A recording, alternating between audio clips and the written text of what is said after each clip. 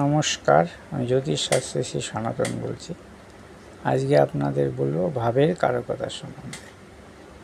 এই ভাবের কারকতা আপনাদের যদি না জানা থাকে বা না জানেন, জ্যোতিষ শিখছেন অথচ ভাবের কারকতা জানেন না, তাহলে কিন্তু আপনার যে বিচার ব্যবস্থা সেগুলো কিন্তু আপনার মিলবে না। ভাব বিচার যখন করা হবে তখন ভাবের যে কারকতাগুলো সেগুলো অবশ্যই চোখের সামনে ভাসতে হবে, যে এই ভাব থেকে এই গণনা করা হয়। সেখানে গ্রহের অবস্থান দেখে, গ্রহের দৃষ্টিগত অবস্থান এবং নক্ষত্রের অবস্থান, নক্ষত্রের ডিগ্রিগত অবস্থান, এইসব দেখে সেই ভাবের কারকতার উপর জাতকের কীরকম প্রভাব পড়তে পারে তা বিচার করা হয়। আজকে আপনাদের বলবো সপ্তমভাবে বিচার করার যে কারকতা, সপ্তমভাবের যে কারকতা সেই সম্বন্ধে। এই দেখুন, এ হচ্ছে সপ্তম। মেষ রাশি যদি লগ্ন হয়, সপ্তম হচ্ছে তুলা। দেখুন 1, 2, 3, 4, 5, 6, 7 তুলা হচ্ছে, এই তুলা হচ্ছে সপ্তম ভাব। তাহলে মেষ রাশি লগ্ন হলে তুলা হচ্ছে সপ্তম ভাব। এই সপ্তম ভাব থেকে কি বিচার করা হয়, এইটা মানে খুবই ইন্টারেস্টিং। সব ভাবই ইন্টারেস্টিং, কারণ এইটার উপর বেশি মানুষ ধ্যান দেয় বেশি। কীরকম না, এই ভাব থেকে স্বামী বা স্ত্রী বিচার করা হয় বা বিবাহ বিচার করা হয় এই ভাব থেকে। সেই জন্যে এই ভাব বিবাহ নিয়ে যত সমস্যা বা বিবাহের কখন হবে, কবে হবে, ভালো বংশে কি, উচ্চ বংশে স্বামী কিরকম হবে, এই সপ্তম ভাব থেকেই কিন্তু এর বিচার হয়ে থাকে। এবং সপ্তম ভাব সম্বন্ধে, যে কোনো ভাব সম্বন্ধে আপনাকে ভালোভাবে জানতে হবে, এবং ভাবের কারকতা সম্বন্ধে জানলে গ্রহের অবস্থান, নক্ষত্রের অবস্থান, ডিগ্রিগত ফলাফল, শুভ গ্রহ, অশুভ গ্রহ, শুভ গ্রহের দৃষ্টি, অশুভ গ্রহের দৃষ্টি, ফলাফল কীরকম সেই ভাবের উপর পড়েছে, সেই হিসাবে সেই ভাবের বর্ণনা করলে আপনার জ্যোতিষের যে ভবিষ্যৎবাণী মিলে যাবে। তা না হলে কিন্তু মিলবে না। আসুন আজকে জানাই আপনাদের সপ্তম ভাবের কারকতা সম্বন্ধে।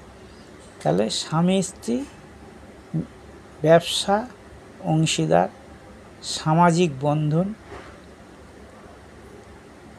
মামলা মোকদ্দমা, প্রতিপক্ষ, দ্বৈত যুদ্ধ, ব্যবসা, ব্যবসায়িক লেনদেন, জরিমানা, বিবাহ, যেটা আমি একটু আগে বললাম, এবং বিবাহ বহির্ভূত সম্পর্ক, বিবাহিত জীবন, বন্ধু বান্ধব, সামাজিক অবস্থান, চুক্তি, প্রতিদ্বন্দ্বী, প্রতিযোগিতা ইত্যাদি কোথা থেকে বিচার হয় না, এই সপ্তম ভাব থেকে বিচার করা হয়।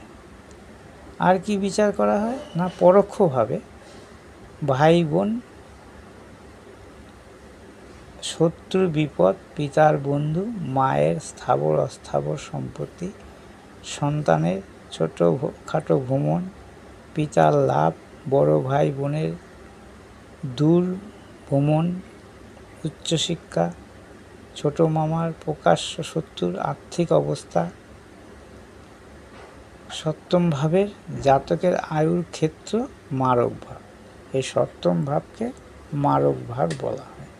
কেন মারক ভাব বলা হয় সপ্তম ভাবকে, সেটা আমি আপনাদের যখন ভাব বিচার করব তখন এই সম্বন্ধে ভালো করে বিস্তারিতভাবে আরও জানাবো।